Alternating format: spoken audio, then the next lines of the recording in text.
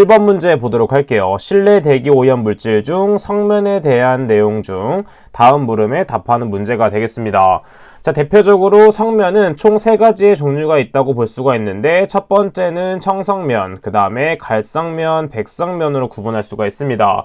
간략하게 설명을 하자면 청성면과 갈성면은 비슷한 성분으로 구성되어 있는데 일반적으로 청성면과 갈성면은 실리카와 그 다음에 철 성분을 함유하고 있는 산화철 성분으로 구성이 되어 있습니다. 그 중에서 청성면은 갈성면보다 산화철에 대한 비중이 많다라고 알고 있으면 되겠고, 그 다음에 백성면은 실리카와 마그네슘이 함유된 것이다 라고 볼 수 있습니다.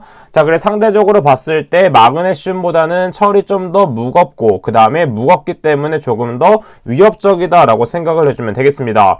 따라서 상대적으로 가벼운 백성면은 독성이 약하다라고 볼 수가 있겠고, 산화철의 성분이 가장 많은 청성면이 독성이 가장 강하다라고 볼 수가 있겠습니다.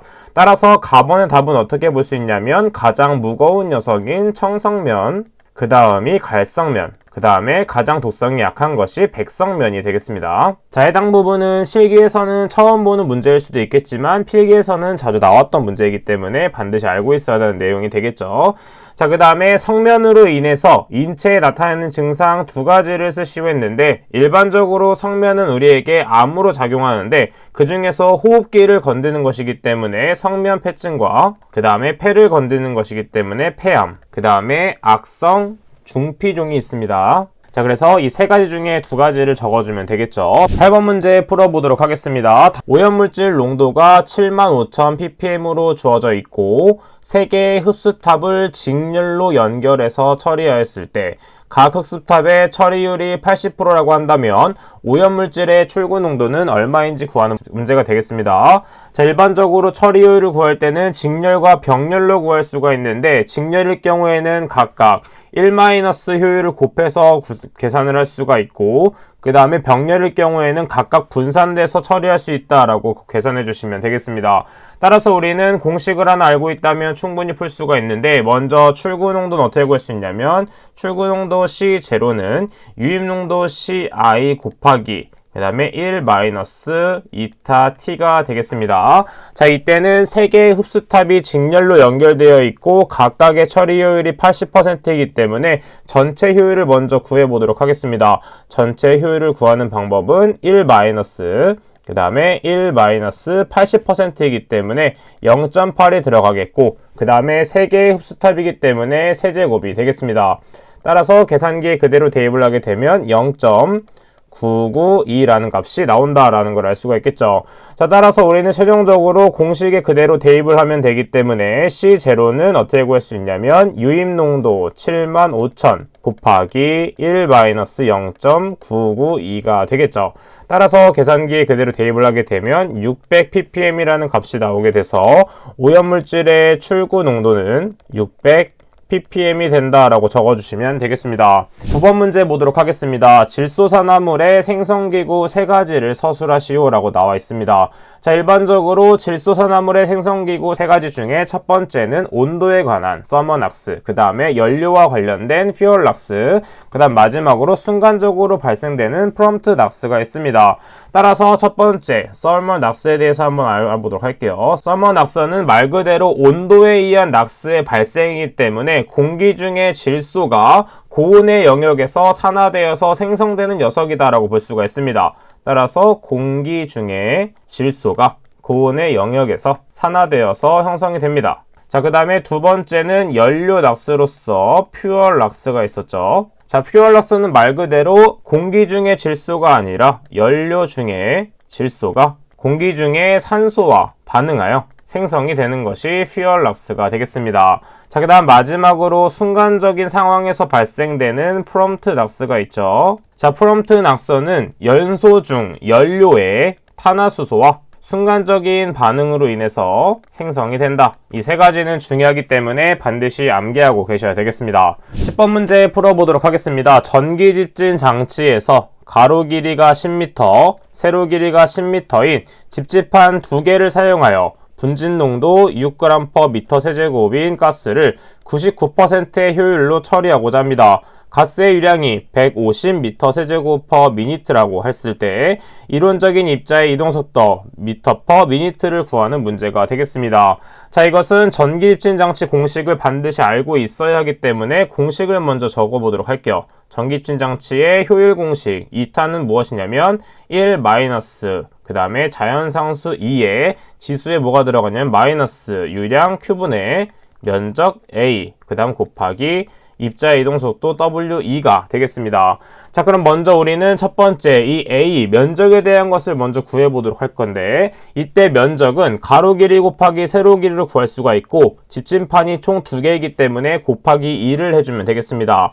따라서 면적 A는 어떻게 구할 수 있냐면 10m 곱하기 10m 그 다음에 2개이기 때문에 곱하기 2. 그래서 계산기에 그대로 대입을 하게 되면 200m 제곱이 된다라는 걸 알 수가 있겠고, 그 다음에 유량 부분 Q는 그대로 대입만 해주면 되기 때문에 그때 솔브 기능을 이용해서 계산을 해줘도 되고, 그 다음에 이항을 해서 푸는 법을 한번 보도록 하겠습니다.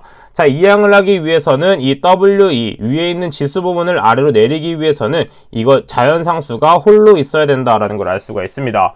따라서 마이너스 뒷부분을 좌항으로 넘기고 그 다음에 2타 효율 부분을 우측으로 넘겨주도록 하겠습니다. 자, 그럼 어떻게 되냐면 2에 마이너스 유량 Q분의 A 곱하기 W2 그 다음에 1 마이너스 2타가 되겠습니다.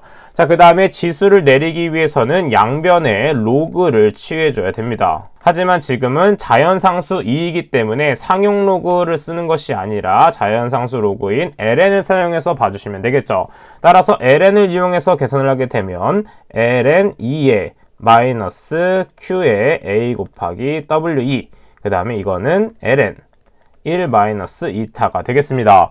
지금 보게 되면 로그에 있는 지수는 앞으로 내려올 수가 있고, 그 다음에 ln2라는 것은 1이라는 녀석이기 때문에 빠져나올 수 있기 때문에 마이너스 q분의 a 곱하기 w2는 ln 1 마이너스 2타가 되겠습니다. 자, 그 다음에 w2만 남기고 나머지를 우항으로 넘겨주도록 하면 w2는 마이너스 a분의 q 곱하기 ln 1-2타가 된다라는 걸 알 수 있겠습니다. 자, 나머지는 그대로 대입만 해주면 되기 때문에 우리가 1번에서 구한 면적 200을 대입해주고 그 다음에 유량은 150으로 그대로 주어져 있죠. 그 다음에 150 그 다음에 효율은 99%이기 때문에 99를 대입하는 것이 아니라 0.99를 대입해주면 되겠습니다.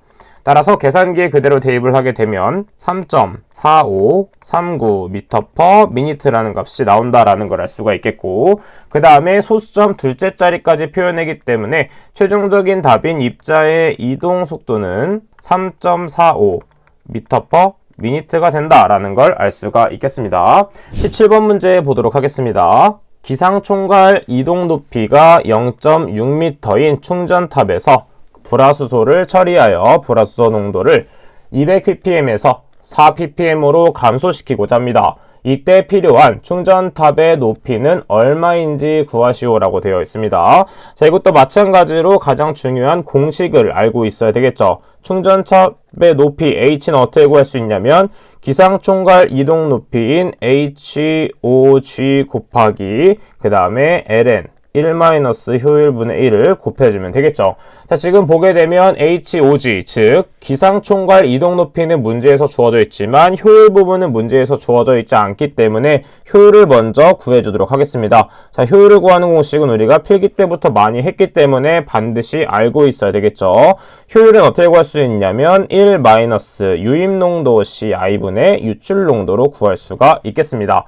자, 그래서 유입농도는 200으로 주어져 있기 때문에 1-200분의 유출농도는 4가 된다라는 걸 알 수가 있겠고, 계산기에 그대로 대입을 하게 되면 0.98이라는 값이 나오게 됩니다. 자, 나머지는 그대로 대입만 하면 되기 때문에 충전탑의 높이 H는 0.6 곱하기 ln 1-0.98분의 1이 된다라는 걸 알 수가 있겠고, 계산기에 그대로 대입을 하게 되면 2.3472m가 나온다라는 걸 알 수가 있겠습니다.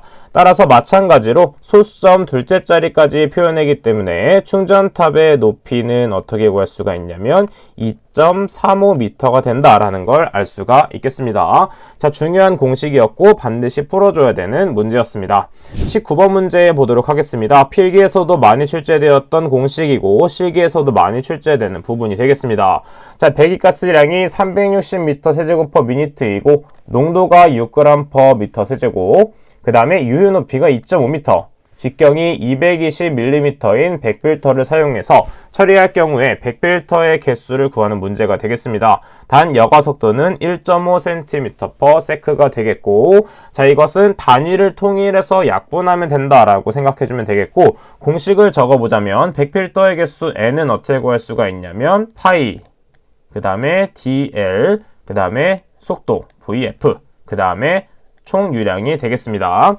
자, 그래서 보게 되면 배기가스량 360m 세제곱 미니트로 주어져 있고 여과 속도는 cm/s이기 때문에 이것 단위를 모두 mks로 통일해 보도록 하겠습니다. 즉 첫 번째 배기가스량 qt를 먼저 단위 환산을 해보도록 하겠습니다. 자, 그럼 먼저 문제에서는 360으로 주어져 있죠. 자, 그래서 360m 세제곱 미니트. 자, 지금 보게 되면 미니트 단위를 세크 단위로 바꿀 것이기 때문에 60초는 1분이 됩니다. 자, 그래서 미니트와 미니트가 약분이 되고 60과 360이 계산이 되기 때문에 6m 세제곱 세크라는 값이 나온다라는 걸 알 수가 있습니다. 자, 마찬가지로 직경도 밀리미터이기 때문에 이 밀리미터를 미터 단위로 환산해 주도록 하겠습니다. 자, 직경 D는 220mm로 주어져 있기 때문에 자, 이것을 단위 환산을 하게 되면 밀리미터와 미터와 관계는 밀리가 총 10의 세제곱이기 때문에 10의 세제곱 밀리미터분의 미터를 곱해주면 되겠죠. 자, 그래서 밀리미터와 밀리미터가 약분이 되기 때문에 미터 단위로 환산을 하게 되면 0.22m라는 값이 나온다라는 걸 알 수가 있겠습니다.